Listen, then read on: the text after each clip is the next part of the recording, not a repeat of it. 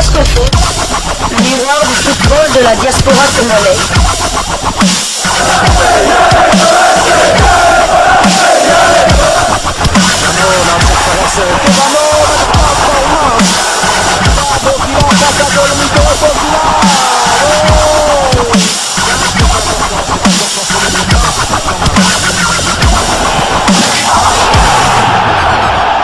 Diasco Foot, le miroir du football de la diaspora congolaise. Vous êtes sur Diasco Foot, le miroir du football de la diaspora congolaise. Diasco Foot vous dit bonjour, tout le plaisir est pour nous de vous retrouver, mais surtout de savoir que vous êtes nombreux en train de suivre votre chaîne YouTube dédiée uniquement aux footballeurs de la diaspora congolaise.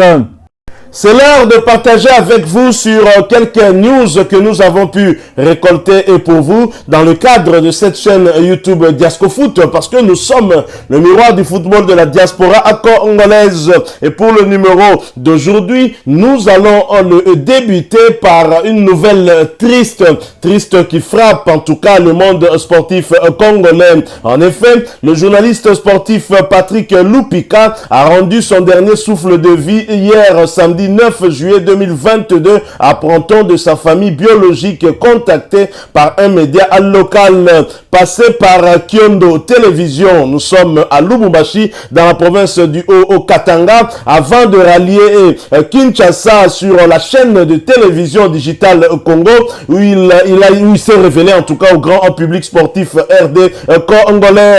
Patrick Lupika vivait depuis 6 mois à Ottawa, au Canada. Sur place, il était en train de poursuivre ses études en master et espérait y suivre une formation en PhD. Il avait succédé à Charles Mbouya comme correspondant régional de Canal+ pour le magazine Talent d'Afrique pendant plusieurs mois avant son déplacement. Ce professionnel du micro est décédé de suite d'une noyade depuis le Canada où il vivait. Pour le moment, les circonstances de sa mort n'ont pas été révélées depuis quelques heures, les heures qui ont suivi en tout cas cette annonce.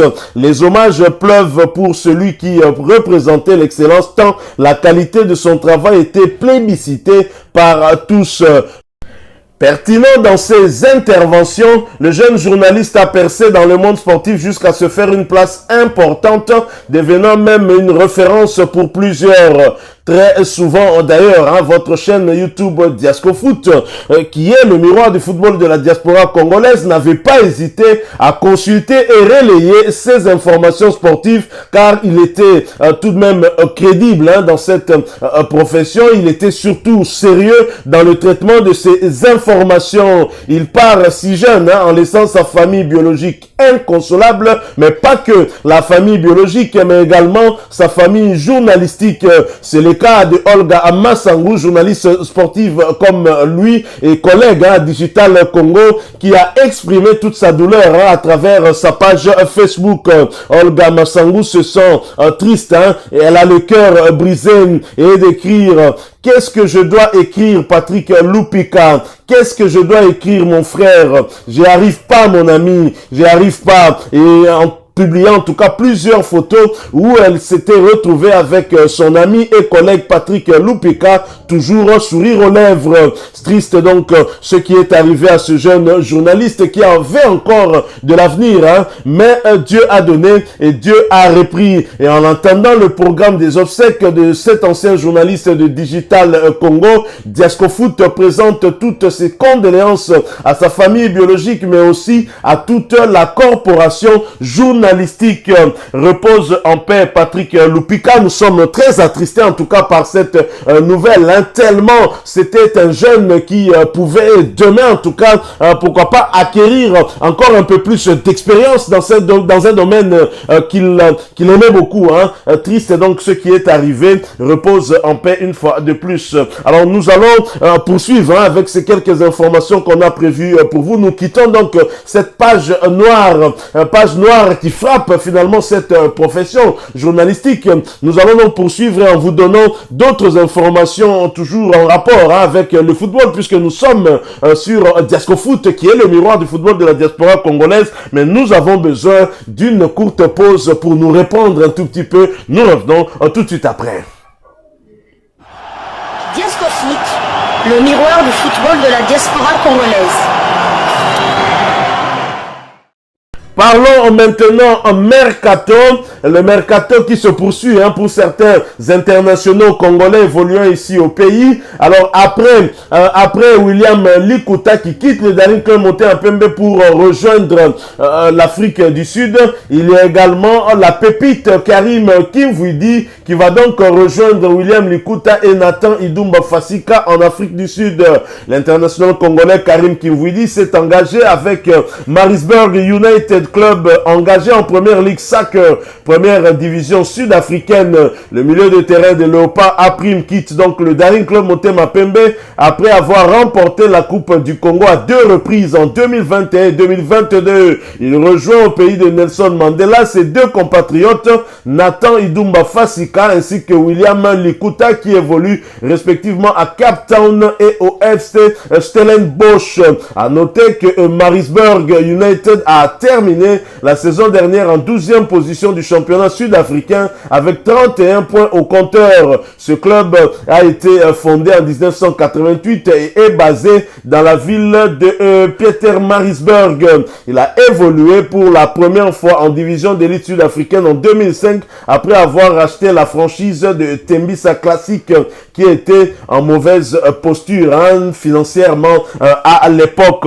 Alors nous espérons en tout cas que la pépite du Daring Club Motema-Pembe va encore faire éclore tout son talent au pays de Nelson Mandela. Mais j'aimerais en tout cas l'appeler un peu plus de discipline parce que je pense que lui qui avait suscité beaucoup d'espoir ici à Kinshasa, surtout chez les Daringmen et même chez les Léopards, mais finalement cet espoir s'est un tout petit peu estompé. Je pense que la rigueur dans le travail doit être démise afin que Karim Kimvwidi puisse exploser et donc nous montrer tout son talent, parce que le talent il en a et on sait il était au niveau de Daring Club Motema-Pembe, si je ne me trompe pas, pour 3 saisons. Il a eu à terminer toutes ces saisons. Maintenant il peut partir en tout cas en joueur libre revenant à l'équipe à laquelle il appartenait. En tout cas, que pouvons-nous dire si ce n'est de souhaiter bonne chance et surtout que le championnat sud-africain a damé les pions au championnat congolais dans les pays les mieux classés. En tout cas, la RDC qui occupait la 5e position et maintenant en 6e position, et donc c'est le championnat sud-africain qui nous a dépassé, qui a pris donc la 5e place.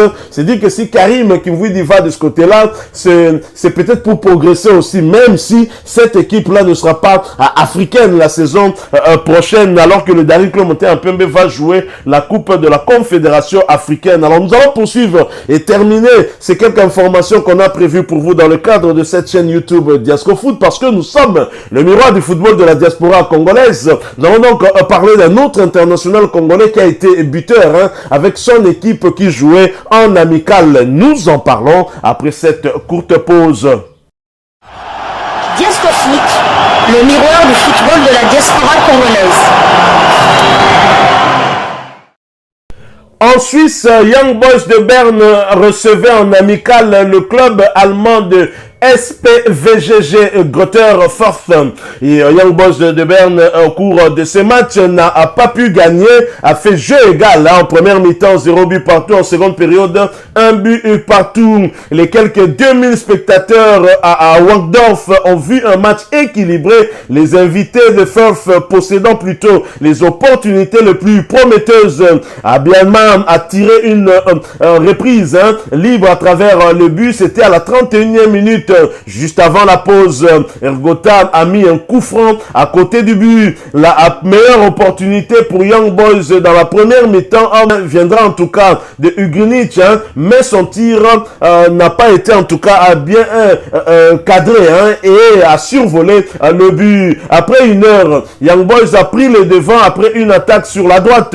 Shawa avait lancé Nsame titulaire, dont la manche a abouti à Elia qui inscrit donc l'ouverture du score. Nous sommes à la 61e minute. 10 minutes plus tard, les invités parviendront à égaliser et c'est grâce à un penalty en tout cas concédé par l'équipe de Young Boys, et donc égalisation à la 71e minute, un but partout. Et Young Boys de Berne ne pourra faire mieux après cette égalisation, ce qui va donc sanctionner sanctionné ce match. Hein, le score final étant de 1 but partout. Alors, Elia Meshak, dont l'équipe de Young Boys venait de prolonger son contrat jusqu'en 2024, n'a pas manqué en tout cas de saluer ce but et de remercier son Dieu en publiant un message sur Facebook. Il a publié certaines de ses photos et il a rendu en tout cas grâce à Dieu en écrivant « Gloire à toi Seigneur Jésus-Christ pour le but que tu m'as donné ». Et oui, Elia Meshak auréolé en tout cas de cette prolongation de son contrat d'une année de plus qui va donc se terminer désormais en 2024. Elia Meshak s'est montré plutôt décisif. Il veut lancer cette saison. Je pense qu'il veut être encore le meilleur qu'il a été jusqu'en ce moment. Je crois que c'est bien parti pour l'international congolais. Voilà, nous sommes arrivés à la fin de ce sujet. Si vous l'avez aimé, n'hésitez pas à nous laisser un maximum de j'aime. N'hésitez pas non plus à partager avec nous votre opinion. Si vous en avez une par rapport au sujet que nous venons de vous proposer, laissez-la nous à travers un commentaire.